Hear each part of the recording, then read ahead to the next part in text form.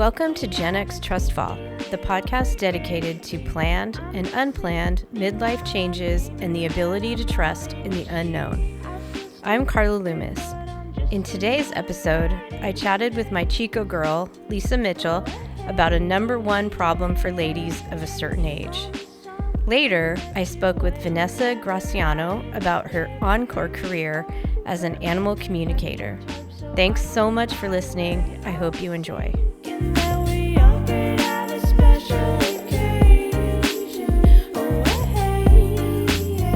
So this is not very fun topic for my son, the engineer, to listen to. So I have promised him at least 1 hour of therapy since he has to sit through listening to this conversation with his mom and her friend. I mean, he's going to be so far ahead of like most men. The fun topic that we're going to talk about tonight is incontinence and how fun it is. Actually, it's super embarrassing, but it's also very private. So you don't, unless you tell people like you like to do. Hey, I just peed a little.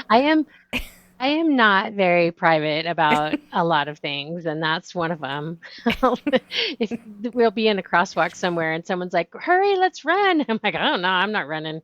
I'll pee." Yeah. Yeah. How long has this been your situation? Well, I don't know, probably 10 or more years, I think. Yeah. I honestly don't remember. I've had it so long now that I don't remember. Yeah. For me, probably like 4 or 5 years that I'm very conscious about it, you know? My doctor asked me after I had my second son if I had issues of incontinence, and I was like, no, I'm fine. And he said, oh, well, you know, a lot of times pregnancy can do that. Big babies can do that. And I thought I was in the clear. And then I turned 50 plus. And yeah, I'm not in the clear. And it's just something I have to deal with every day. Yeah. Well, I guess it depends on what I do. That's like, if I try to work out, I don't run and I don't bounce in any way. I've had to change the way that, so I do more yoga or Pilates or, something that's not going to make me bounce around. Yeah. And I love the treadmill and I love jogging. Well, nobody loves jogging, but I jog. And so for me, it's like more bodily function, like sneezing and coughing. Oh my gosh. It's the worst. It's just the worst. And I looked this up and it's called stress incontinence. It's not like you're holding it too long or whatever. Like that's different when you can't hold it. Right. On this list, and this is from the Mayo Clinic, it says, if you have stress incontinence, you may leak urine when you cough or sneeze, laugh, bend over. That would be so embarrassing. Like lift something heavy, exercise, or have sex. Well, the lift something heavy, and other things can happen sometimes if I lift something heavy. Yeah. But definitely sneezing. And as we were saying earlier, that's that love-hate relationship with sneezing now. Yeah, exactly. Yeah, because sneezing used to be like having a little mini orgasm, but not anymore. It just doesn't have the same appeal as it used to. Yes, it's a confusing feeling now. It is. The top part of your body's experiencing joy and the bottom half is experiencing embarrassment. Yeah. So sometimes I notice though, it's like I can have a really full bladder and I won't leak. Yeah. If it's almost empty or just sort of empty, then I will leak more. Oh. And if I wasn't, I don't know what that is all about. Yeah. I know one time my doctor had me do like a void test just because he wanted to see, you know, how my bladder empties. Uh-huh. And so she said that I wasn't evacuating 100%. Oh. And so she said that what I have to do, because I can be somewhat uptight about everything, is that um, I have to completely relax when I'm sitting on the toilet. Like I can't sit there with my shoulders tensed Oh. or my, like sitting. I have to like just totally Yeah. let every muscle go, Relax. relax. And then I'm finding that I then void all of it rather than having a little bit left, because then what happens, she was saying, is that a little bit stays in the urethra then because you haven't voided all the way, and then that also then Oh. causes the problem of it coming out when you don't want it to. Hmm. I mean, that's easy because I don't always bring this up, but I should. Do you have a book, a bathroom book? No, I do not. You don't? No, Wow. I I have a don't. bathroom book. I have a bathroom book And you that, only do it when you go in the bathroom? yes, and I've learned over the years that it has to be a book that I already read that I like a lot because, I mean, I don't sit on the toilet very long. Like, Huh. no matter what, I'm in and out. Like, I'm not a Yeah. I'm not a lingerer. I don't loiter on the toilet. And and so I only have like a couple minutes. And so if I'm reading a book that I already know, that's really nice because I still get my reading in, but I already know what's going to happen. So it's not like new information. Right, you're not, because then if you get into the story that you've never read before, now you got to sit there longer Yeah. because you don't want Yes. to put it Exactly. down, and or take the bathroom book out of the bathroom. Right. And then I don't have a book when I need Right. it. So I think it's going to catch on. I think I've done the Bathroom research book. for it. Yeah. And I think that it's very Yeah. good. I think it's solid. It's solid as a practice. But What back to what urine. is your bathroom book? Wait, what is your bathroom book? My my bathroom book right now is A Prayer for Owen Meany by John Irving. Ah, Yeah. It's probably the best book I've ever read. It's among the top 5 best books ever. When I was thinking about doing this topic, you volunteered to come on here and talk to me, first of all. So I think you're very brave, and no one else thank would you. agree to come on and talk about it. And you said that you had tried out well, they call them period pants, right? Or period underwear or something. Yeah, I think these were like kind of marketed more for like incontinence, Oh, they were? not necessarily period. I can look them up while we talk. I didn't like them Yeah. because I saw it in my feed that they had these really great underwear that you could wear now, and it helps with all of these issues that we're talking about. But they were more than I wanted to pay, Okay. and so they ended up. I went on Amazon and I found some, and they were cheaper. And there was reason that they were cheaper was because they had like in the crotch area, Yeah. and it actually came up kind of behind your bum there. Like it was all crinkly, like Yeah. it had fabric over the top of it, but when I would walk, I could hear it crinkle, or I Hmm. could feel it crinkle as well. And I wore them maybe twice and then threw them out because Yeah. I I did wonder not like them what at the all. crinkle was. Like, is it like that stuff that you wrap like a gift, like a clear, what's that stuff called? That Mylar or whatever. Like what? Oh, well, you know what I think it is like, those blue pads that they have that they put under you in the hospital? Yeah. I think it was like a Oh, material like that. like a So it had like puppy a pad. barrier Yeah. underneath. Yeah, exactly. Like it had a barrier underneath, and then Oh. all of the absorbent stuff in between the fabric and the crinkling Okay. stuff. Okay. Yeah, And yeah. you have expressed that you don't like the nickname Crinkle Crotch. I do not like crinkle crotch. Okay. It's super catchy, not though. something I will not respond. Okay. All right. I think you're missing an opportunity, but okay. So after you told me about that, so what I did is I went to Target and I bought 2 different types, and I can't remember the brand of either one. I did take a picture of them, but I don't remember. So I tried both. I wore one just to exercise, and I did like it. It felt like less, I don't know, it's a little more open down there, like I had a little more room when I was on the treadmill. And I did like that. Like a pad. No, right? I was not. I just wore the underwear.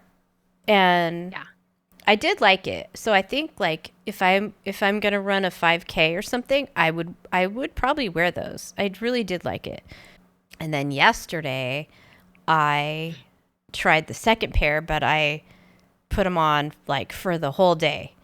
And as I got dressed, I kept thinking something's missing. Like I should be I should be wearing some protection here, but I didn't. I resisted, even though I really wanted to. And I went to the store. I did my whole day with just the panties on and no pad. And I'm telling you, it was kind of scary. I think I compared it to like unprotected sex. It felt very risky and dangerous. And it was fine, and it just felt weird. And I did unprotected. It felt very unprotected. Yeah, I felt very vulnerable that way. Yeah. And but I did it, and I would give it a 7 out of 10. These were from Target? They were from Target. It was like $12 for one pair. So these are not cheap underwear. I have to confess now. I mean, we've already gone there. You peed down your leg. Yeah. I have to let it all out, literally. Last week when I went to Target, right? I bought these 2 pair of underwear, and I'm thinking about how you and I are going to have this conversation. So then I go over to my mom's house, and she tells me, "Can you go get that package on the porch from Walmart?" So I go out there and I bring it in, and she's like, "Oh, I don't know. I can't remember what I ordered," because she orders stuff every day online, and it so she didn't know what it was. So she opens it up, and it's diapers. I was like, "Oh my gosh, can I have one of those?" And she's like looking at me like, "Why?" And I said, "I'm doing some research." It's for research, Mom. It's research for my podcast, and it's super important, and I'm so glad. And I put them on this morning, and I texted you the picture of me in my diaper. It was not cute. And it did nothing for my ass. Can I just, if I'm going to wear a diaper, padding back there. Yes. If I'm going to ever design a diaper, it's going to have a big booty, like pads in the back, so that at least your ass looks good in a diaper. And mine would have to have none, Carla. Mine would have to have 0 padding in the back. Well, that should be the level of like, instead of like heaviness, like a 1, 2, or 3, whatever, like you could have like, how much padding do you want for your ass? Yeah. Yes. Because I need a lot. Agreed. I have 0 ass left. 0. Yeah. Anyway, I sent you those pictures, and I'm sure you were really thrilled with that. Well, I'm curious though, because one of the things, not that I want to do this, but I kind of do. Yeah. Is to put that diaper on and pee in it. I did it. Okay. And because you know what I was thinking, and not everyone can relate to this, but if you and I ever go to another concert Yes, and I thought about that. we get up to the front, I mean, Huh? you know how hard it is to get out of there and Right. go to the bathroom and We're come never back. leaving. You're never leaving. You have to camp out up there. I mean, the astronaut lady did it when she drove to, remember she was like driving I from was just thinking that. Texas to Florida or something, and Yes. she didn't want to stop, and so she wore a diaper. And damn, if a freaking astronaut can do that, I can do it. Like, Right. but sadly, now this might be the Walmart diapers. I don't know. Right. Okay. Gross. Gross, Oh. gross, gross. And there's no way I can enjoy myself at a concert after I've peed in my pants. Like, fully peed.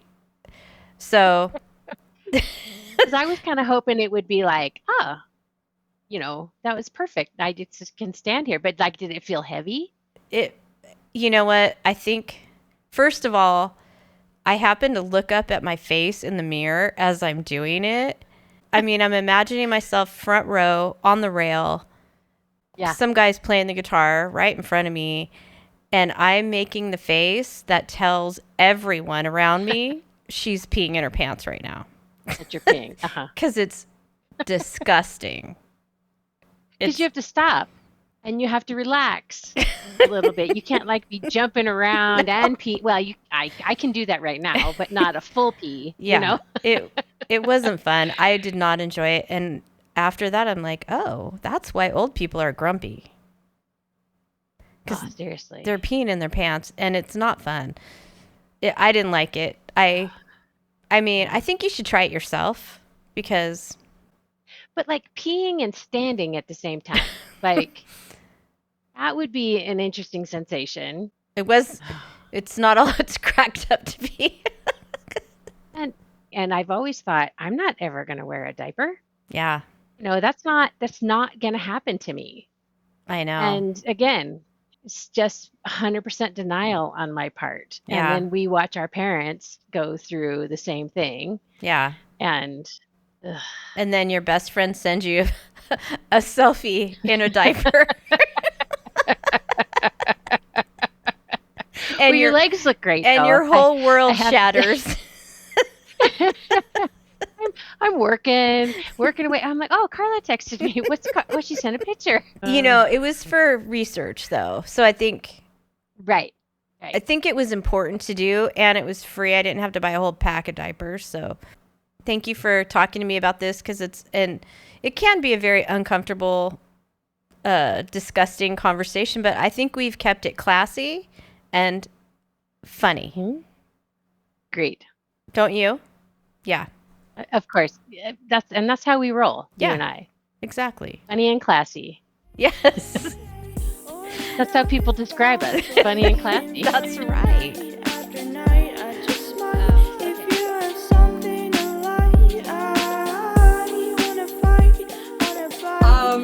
Yeah, well, I guess I'll start with I'm Vanessa Graziano. I am 58 years old, since your target audience is a little older. I think, my profession, I like to call it my Encore Career, or my Act 2. Ooh, I like that. I know, I think it just sounds a lot better than retired. It does. At this age. Yes. Yeah. I like it. So I'm an animal communicator. I spent 35 years in the technology world and left there last year. And I've been an animal communicator since 2014 professionally. So it was always kind of my side hustle, which was on the DL at work. I didn't tell many people at work because a technology career with a woo-woo side hustle doesn't quite match. Right. So I kind of kept that on the DL, but once I left my technology career, I just kind of jumped in a little bit further to see if I can grow this and reach more people and animals. In computer, what was your title you were at Oracle, correct?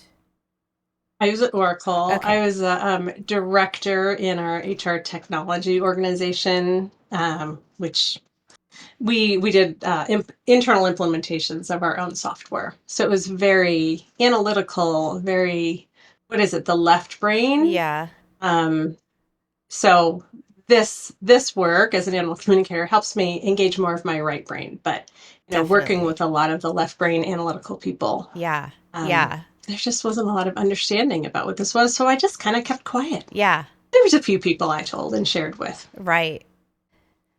Let's go back because I loved your story. I read a little bit about it when on the form that you submitted, but tell me about kind of the steps that led up to this. How far back would you like me to go? As far as you would like, whatever Because whatever you deem is relevant.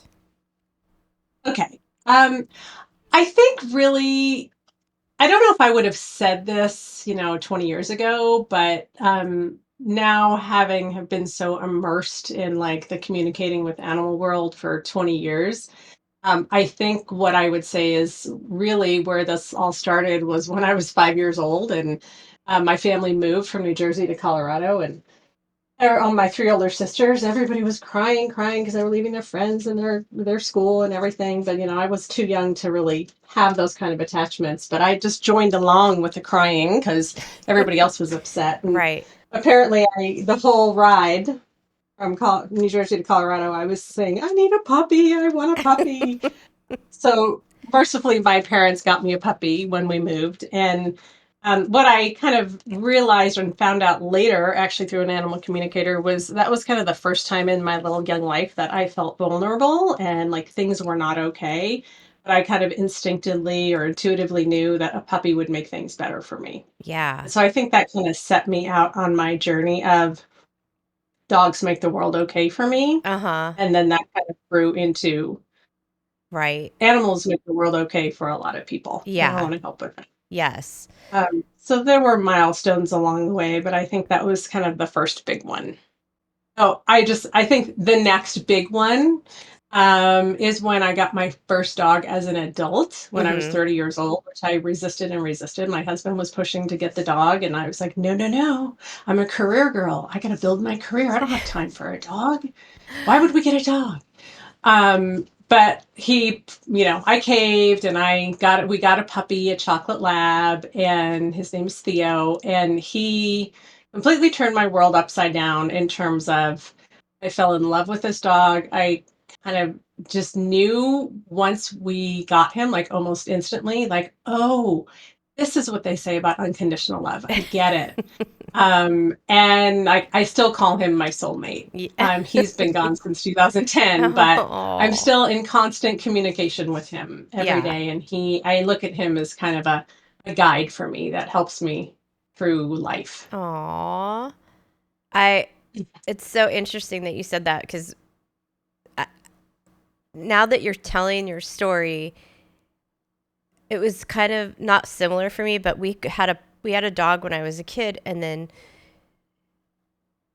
we gave her away because we moved into town, and she was a car. She would chase cars, and so anyway, we gave her away, and then my parents did not get a dog for at all. Like we didn't have dogs after that growing up, and I got a dog when my kids were little, an Aussie, Australian Shepherd, Mm. Sylvie, Yeah, and she was part human.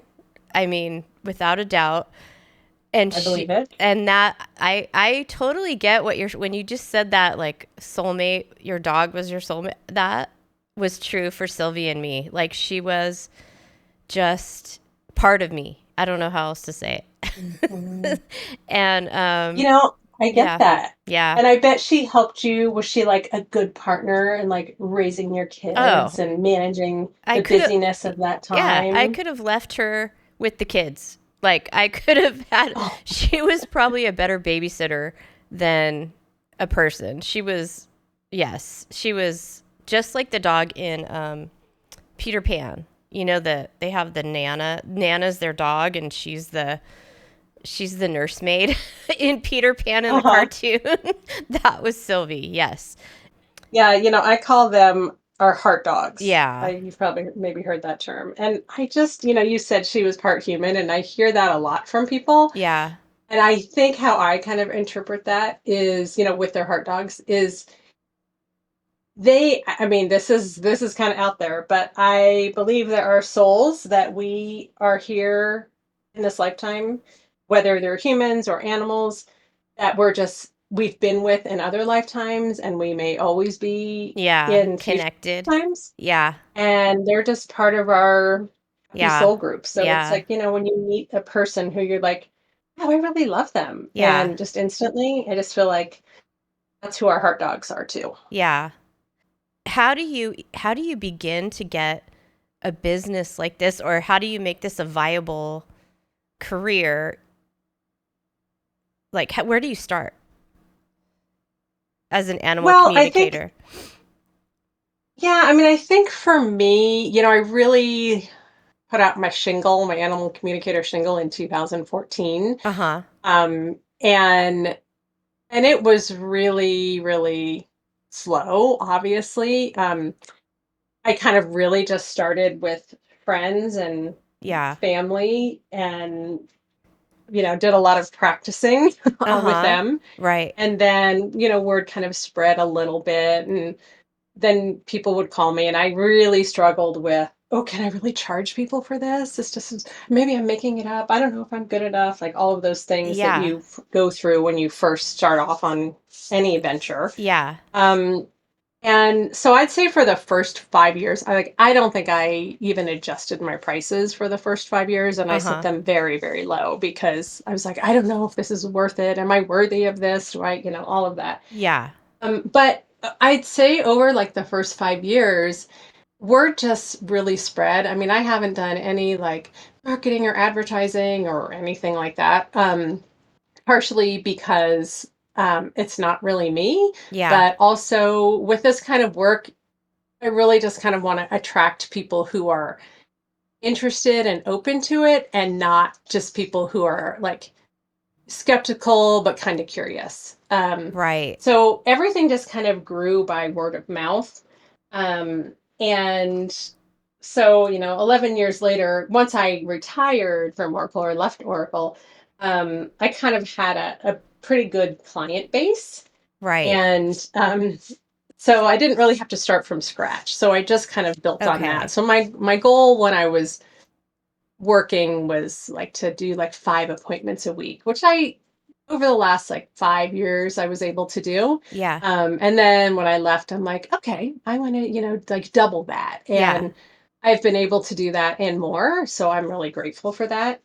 An interesting thing in the spring of this year, a friend of mine who's also an animal communicator, we studied together, one of her clients posted a video on TikTok Mhm. about her experience in talking with her little dachshund. Uh-huh. And it completely blew up. Like she had like over 1 million Oh views. my And she gosh. didn't have a lot of followers. It was just like one of those weird that Yeah. got passed along the like the dachshund Yeah. people, right? Yeah. And so based on that, she got her business is kind of the same cadence as mine. She got like 130 appointment requests in 24 Oh hours. my gosh. And she called me. She's like, "What is going on?" And Oh then she my found out about the gosh. TikTok video. So that blew up. And thankfully, I was able to like jump into my technology mode, and I helped her set up like an online scheduling system because she was just doing everything by email. So that was kind of fun to help her with that. Yeah. But I got a lot of like overflow from that. Oh my So gosh. over the summer, things kind of really blew up. While we call them the TikTokers, while we're making appointments. Oh But what my was gosh. interesting about that is a lot of those people were more like curious and not Right. sure about this, but I'm kind of curious.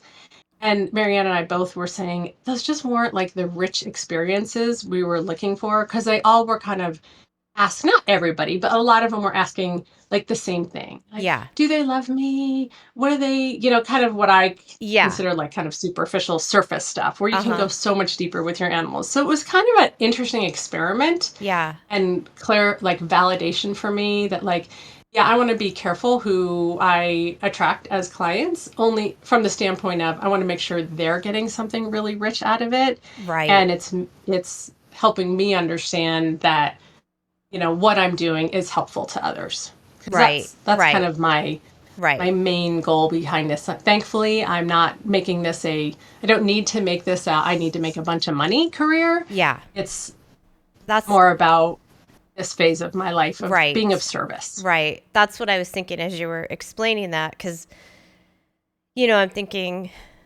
I don't know. I don't know what you charge. I'm going to just pick a number out of the air. Let's say it's $50 an hour or something, or $50 a reading, or 100, whatever it is. Like, you're not It's interested in 140. just like a charge, like just doing that to get money. It's more of a,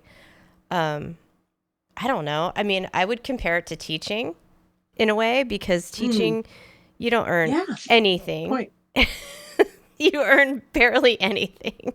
And Yeah. yet what you take away is so much bigger. My best years and Mhm. my best moments of teaching, I would have done it for free. You know what I mean? Yeah. It Yeah. was not, Yeah. um and unfortunately in our society, like, you kind of, especially in your career, like, you have to charge to make people see value. Unfortunately, you know what I'm saying? Like, you have to monetize it in order to give it value in other people's eyes, I think, too. I mean, so anyway. Yeah, that's it. You know what? That is I'm so glad, first of all, you made that parallel to the teaching, because I just want to say shout out to you as a teacher and all the other teachers. My sister's a teacher, and I've never seen somebody work so hard for like so little money. Like, I always felt guilty over at my Oracle years, like making so much more than she did and like not working half as hard as she did. But yeah, I think that's hard with any business, like when you make it your own, Yeah. of putting a value to it, especially if it's Yes. something that's like really heart-centered and really sort of Yes. like, I want to do this for the world or for Yeah. whatever. Um, because it's not only about like, yeah, seeing value, other people seeing value in it, but also it's kind of a test of how much value do you put on what you can bring Right. forward. And I Right. think that's the hard thing for a lot of us. Yeah, I agree. I agree with that. And maybe especially as women, I don't see men having as big of a problem knowing their value. Uh-huh. But women, Mm-hmm. especially our age, I think younger women are much better at it now. But for our generation, I think we saw our moms just totally devalued in every way. And Yeah. so I think we carry some of that, and it's a lot harder, it's a lot harder to value all your experience, I think, as a woman, and especially, like I said, at our age. But Yeah. And I love what my older sister said to me when I turned 40. She said, "Oh, welcome to the fuck it 40s." And I'm like, "What's that?" She's like, "Oh, because you don't just whatever, fuck yeah. it, everything." And then when I turned 50, she's like, "Welcome to the fuck you 50s." And I'm That like, "What's that is about?" She's like, really, "You don't give a crap about anybody, about what anybody thinks, yep, about anybody does." And yep, it is very liberating. it is. It's very liberating. And Mhm. um especially when you surround yourself with other people like that, I think it really is the best. And Yeah.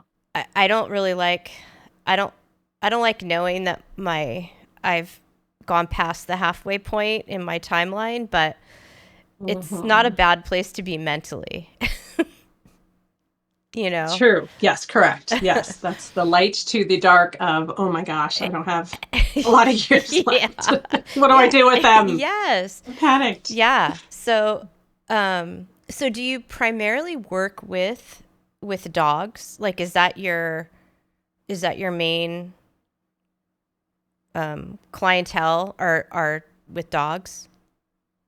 No, it's really dogs and cats and horses. Oh, Because those are primarily the pets that yeah, people have. yeah. I was really lucky to get in with these two women who are these horse gals who are lovely human beings, and they have one of them runs a rescue for wild mustangs. Oh, So I've wow. learned so much about that world, which is fascinating and heartbreaking at the same time. Yeah. Um, and then the other, she also has a nonprofit to rescue horses, but is a horse trainer, but she is like a heart-centered horse trainer. So she approaches horse training very differently. So got a lot of horse clients through them, and I'm so grateful. And I've learned so much about horses, and they're so amazingly wise, Yeah. and kind of in general. But I mean, dogs and cats can be amazingly wise too. So those are kind of my primary animal clients. But I have definitely talked to people who have had like hedgehogs and snakes and bearded dragons. Sometimes I'll send some little messages to the mice in the house who are annoying the cats. Oh my Um, gosh. so it kind of depends on what people have. So I've done some, fun little ones like that too. And then, not from like a client standpoint, but with my animal communication mentor, I've taken a few trips to swim with the dolphins in the wild in the Bahamas. And we've done like some workshops and clinics with the dolphins. And that's been really Oh my cool and powerful. gosh. That is so Yes. cool. And people pay you to do like clinics with a dolphin? No, that's like a professional Oh, deal thing. okay. Yeah. Oh my So no. gosh. But my mentor, she does that. She takes people on trips Yeah. to this place in the Bahamas, and people pay to go on the trip and work with her, and kind of get wisdom from the dolphins. So yeah, it's really cool. Wow. Maybe someday I'll do something like that. But for now, I'm just happily helping people with their animals that they love. Take me through the process. Not how do the messages come to you, or how do you relay those messages? Like take me through the process. Yeah, sure. Um, okay, hold on your hats here. Okay. So it's all based in telepathic communication, so like nonverbal communication. Uh-huh. And so, what I tell people when I first get on the phone with them, because I do everything over the phone, I don't do it in person, Okay. um, is, I connect with their animals through the love that they share with them. So, like at the heart level. Okay. So if you imagine Sylvie was your Yeah. Yeah. dog's name, right? Yeah. Imagine like how much you loved her. So I ask people to say, tell me a few things that you love about your dog. Like what makes you smile and or tell me the story about how they came to be part of your family. And that like instantly gets people into their hearts. Like, Okay. right, Uh-huh. you think about Sylvie and what you loved about her, you can probably invoke that same feeling of, oh, I just loved her so much, and oh, it was so cute when she did this and so cute when she did that. Yeah. And so once they're kind of in that place, that's where I can kind of plug into the connection. Okay. And so then like kind of technically how it works is I literally am, I just I help them have a conversation. So like I'm an interpreter, like you speak Okay. one language, your dog speaks another, and I'm just going to help you guys talk Yeah. because I can interpret between the both of you. Yeah. And so how I send and receive messages to the animals is, um, through like my like I sometimes I say it out loud, but really it's kind of like in my head and my imagination. I'll form pictures for them. Okay. So if they want to know like, hey, how does he like, the barn that I moved him to? I'll say, Yeah. okay, tell me where he moved. What does it look like? Does he have his own run? Does he share it? Does he Yeah. out in the pasture? Whatever. So I'll have them kind of describe it, and then I'll formulate a picture of that in my imagination and send that to the animal and the horse and say, what's this like for you? How's it Yeah. like to be in your new place? Yeah. And then how I receive information back is kind of in 5 different ways. Primarily, I get pictures also, and words and sentences. So I'll like hear them say, "Oh yeah, it's great," and the guy next door, he's really fun. Yeah. Or I'll get a picture of, like a big, if they haven't told me, they're out in a pasture, like a big, beautiful green pasture. And I'll say, Uh-huh. he's showing me a green pasture. And she's like, oh, yeah, he gets turn out there in the afternoon. It's really great. Yeah. Um, but also sometimes I'll get like physical feelings. So if I'll ask them, people want to know how their pets are feeling, especially as they age. And so if I might get like an ache in my right arm, and I'll say, oh, he's showing me something, and his left shoulder is hurting. And Yeah. hopefully they say, yeah, that's exactly right. He just, blah, blah, blah. And took him to the vet. And sometimes I'll get emotional feelings. So especially if they're asking things about, changes in the household, or, you know, um, yeah, kind of Yeah. any changes, I might get some emotional feelings, and I'll say, I'm feeling sad, and or he's feeling happy about that. Yeah. And then sometimes I'll get metaphors too, which kind of always go through my filter. Uh-huh. So like, uh, just in that, actually the last few days, there always seems to be themes. These dogs were like aging. These were two different clients, and both Mm-hmm. had like aging dogs. So they were asking, how you doing? Are you slowing down, whatever. And they both showed me the metaphor of like being semi-retired. And one was like, well, I'm just out playing golf. I only want to play 9 holes, not 18 holes. Oh my So those gosh. metaphors kind of tend to go through my filter. And sometimes I have to explain to them like, oh, that's what this means to me, and that's what they're trying to communicate. Oh my And God. so then That's when I'm, awesome. when I get that information, then I just speak it out loud to their person. Yeah. And, the goal is for them to validate that, oh yeah, that sounds like him, or, oh yeah, that's right. He did move it to a new place that has a lot more space to run around in. Yeah. So that's always like the high five win moments. But that's exactly what it is. And I will also mention that even if your animal has passed, that's still there, right? Yeah. I'm sure you still feel that with Sylvie. Oh yeah. So that's how I can communicate with animals who have passed over, because it's that same thing. Yeah. And in fact, there are times that, like, if I didn't know the animal was still in their body, I wouldn't necessarily know that they were either in spirit or in their body. And in fact, there's been some people who have kind of tried to trick me. Right. Um, like, I remember this one client saying, I talked to her dog for like 30 minutes, and she was asking things. Like, the first thing she asked was, what kind of vibes are you getting from them? And I'm like, I don't really want to start there. Like, I'd like to start, because, I like to start more with like, hi, how you doing? Like, how do Yeah. you like your food? Or, Yeah. we just moved. What do you think about that? Yeah. Think of like going up to somebody at a party, and just all the first question you ask them is like, tell me your hopes and dreams and your life aspirations, and Right. what are your childhood Right. wounds? Like, you're not doing that, Yeah, right? you need a little foreplay before you get in. You gotta, Exactly. yeah, you gotta tickle a little bit. Yeah. Yeah. So she, we're talking to the dog for 30 minutes. She's saying, oh, we moved, and how does he like the new view, and blah, blah, blah. And then she's like, and the dog is telling me there's something she's not telling you. There's something she's not telling you. She's Uh-huh. not being forthright. Yeah. And so I gently, said, he's telling me there's something maybe more you want to mention, but if you're not comfortable doing that, that's fine. Yeah. And she's like, yeah, well, he died 6 months ago. And, Uh, my head went, oh, for fuck's sake, come on, yeah. lady. Yeah. But then I professionally said, okay, let me explain to you why I didn't know that your dog had died, Yeah. 6 months ago. And just kind of explain that I just connect with that same place. I connect with their Yeah. soul, and that Yeah. soul he is present whether they're in a body or not. Yes. The love for that dog has not diminished at all just because the dog is not there. Mm-hmm. Yeah. Yeah. And so what would you say, like, you're talking kind of about like people trying to trick you, or because now that I'm thinking about that, like, you're on the phone, it's someone that you don't know. Like, there's a lot of ambiguity there that makes it really easy to try to trick you or to try to catch you in something or whatever. Like, would you say that, like, what percentage of maybe first time clients especially have that skepticism?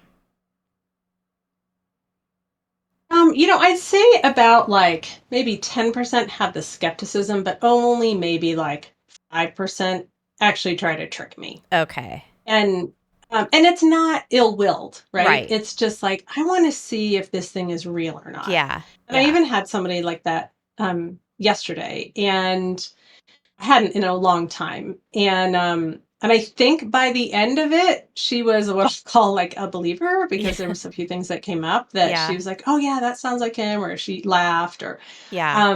but so, not many. And I think that's why, like, just having word of mouth Right. is the way to go with this kind of thing. Yeah. Because if you're out like advertising and, doing Yeah. social media, whatever, Yeah. you're going to attract more of the people who are curious and skeptical and, not ill meaning, but just, I'm going to test this out and see what Yeah. it's really like. Yeah. But I do have a policy that, like, if the first 15, 20 minutes we're on the call and I don't feel like I'm making a connection, because that energy of the person can block the connection. And so Yes. there's no way I'm getting through it. Right. Yeah. Yeah. And I just will say, I don't think I'm the best person for you and your dog. And so we can just end this call. Obviously, there's no charge. And Yeah.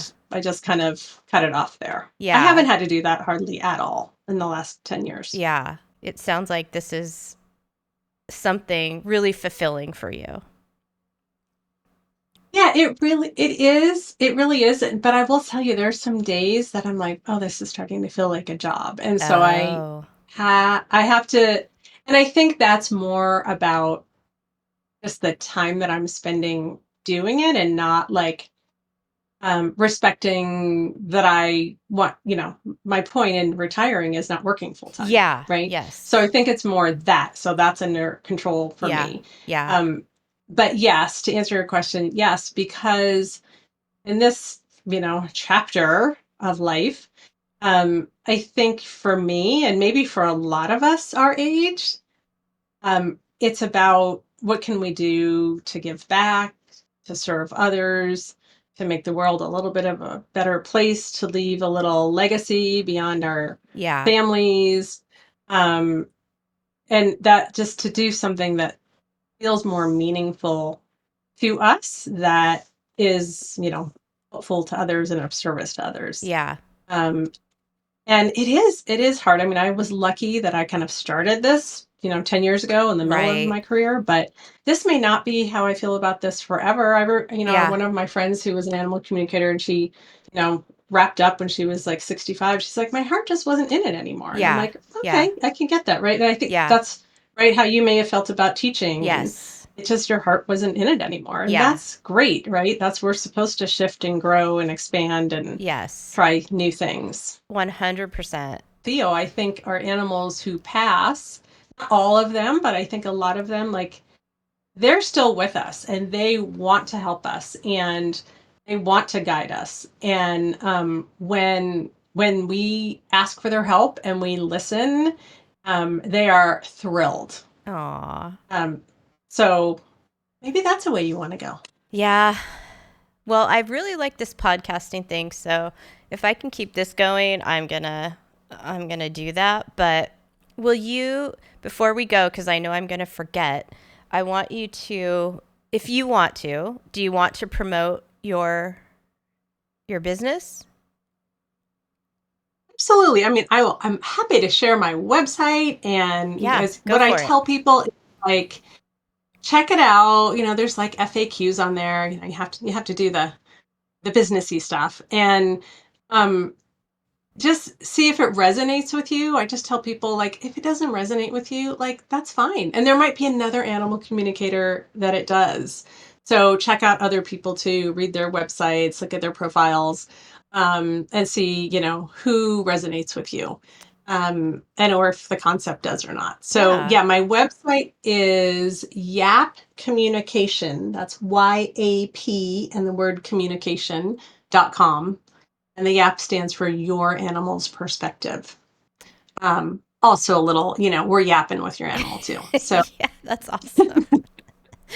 I love and you'll that. see a picture of Theo on there also. So, Aww. I know Sylvie's with me all the time because I think about her all the time, but I think she's also the one telling me, don't get another dog right now. You don't need another dog. I'm the only dog you ever needed.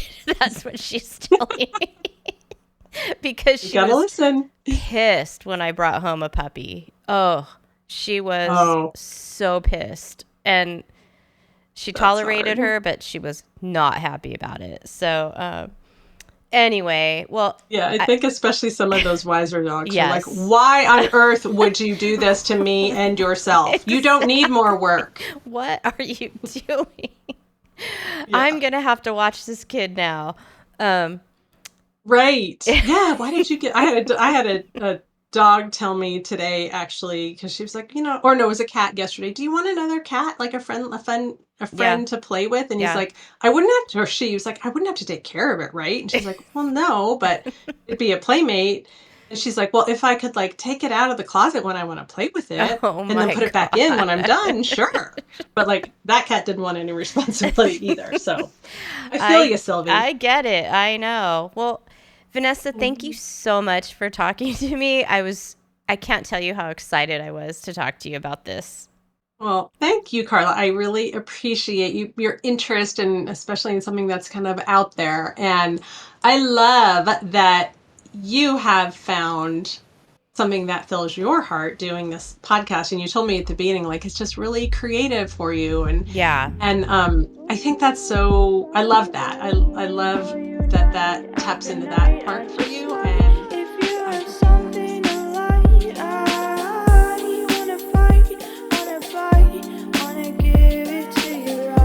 Thank you for joining me on today's adventure. Special thanks to my guest, Vanessa Graziano, for sharing her experience and time with me. And of course, a huge shout out to Chico Girl Lisa for her willingness to go there with me every time. If you like this episode or have a suggestion for a potential guest, please email me at gxtrustfall@gmail.com. Thanks again.